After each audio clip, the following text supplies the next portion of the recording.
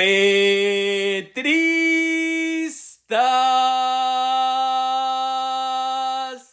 Esta joven de tan solo 18 años les explica con plastilina cómo el exconvicto guerrillero, presunto ampón y criminal mitómano, enfermo mental, antisemita fracasado, perdedor, ignorante, engañabobos de Gustavo Petro, busca robarse el dinero de los ahorros de los colombianos. Les explica con plastilina cómo Gustavo Petro quiere robarse el ahorro de los más pobres, de la señora de servicios generales, del celador, del taxista, del obrero. Sí, a usted, de los más pobres de Colombia, es que Petro lo quiere robar. Y ella les explica cómo.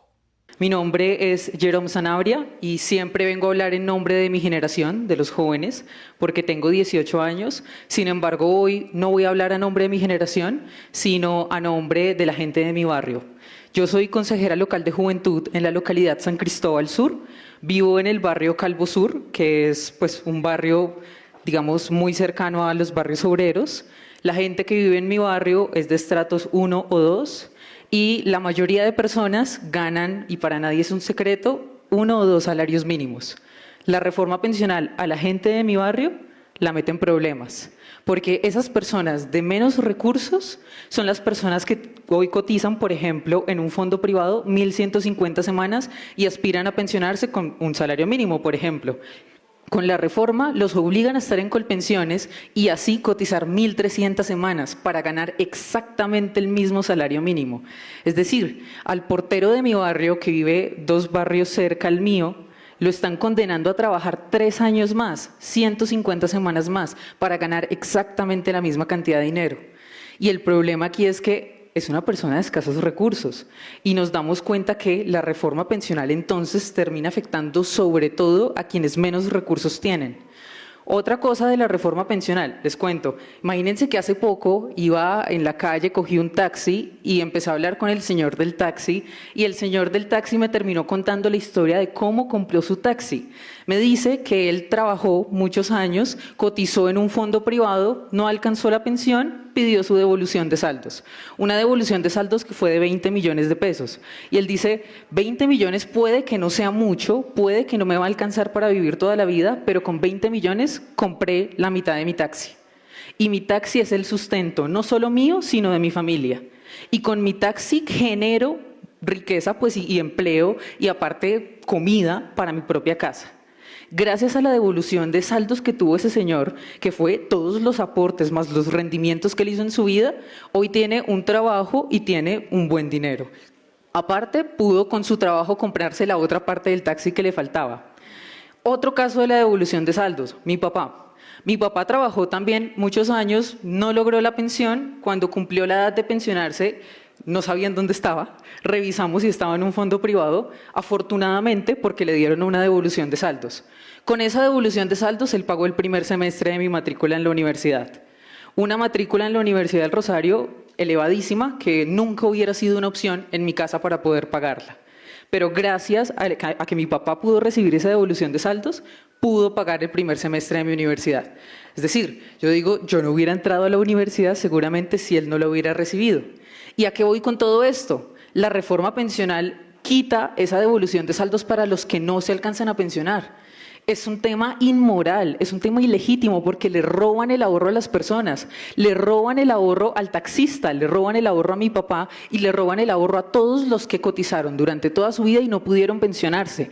¿Y qué les van a dar en cambio de su ahorro? Según una tabla hecha por Colpensiones, unas rentas vitalicias que parten desde 72.000 pesos y en el mejor de los casos para una persona de escasos recursos es de 290.000. Yo les hago una pregunta.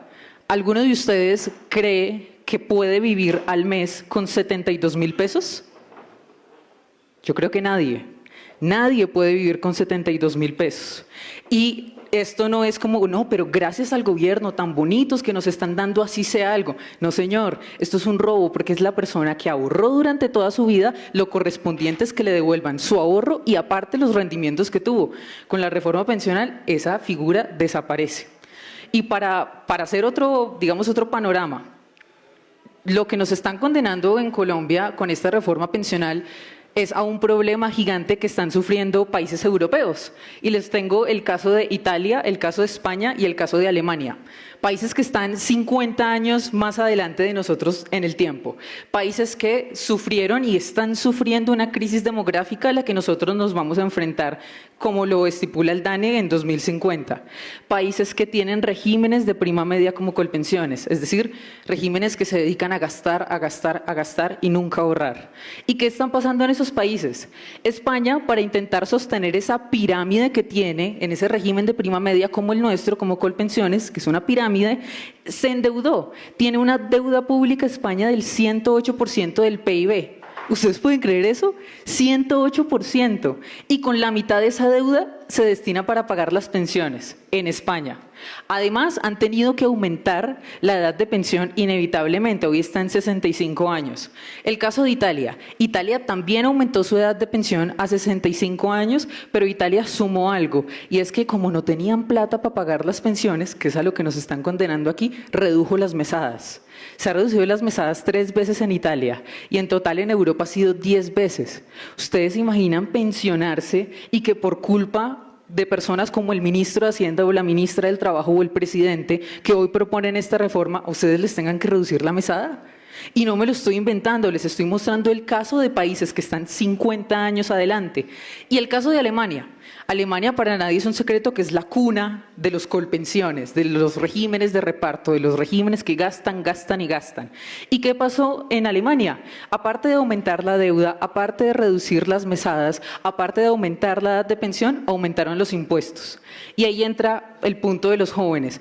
A nosotros, a nuestra generación, nos están condenando no solo a no pensionarnos, que eso yo creo que todos lo sabemos claramente, que no nos vamos a pensionar con esta reforma, sino que además nos están condenando a una deuda impagable y que es una deuda que ni siquiera es nuestra, es una deuda de esta generación, una deuda ajena. La vemos en España con el 108% del PIB, la vemos en Alemania, que es el país de Europa que más dinero de su PIB utiliza para pagar pensiones, y la veremos próximamente en Colombia. Esa es la reforma pensional, la que perjudica a los más pobres, de más escasos recursos, también obviamente a los jóvenes, y la que nos va a dejar sin pensión.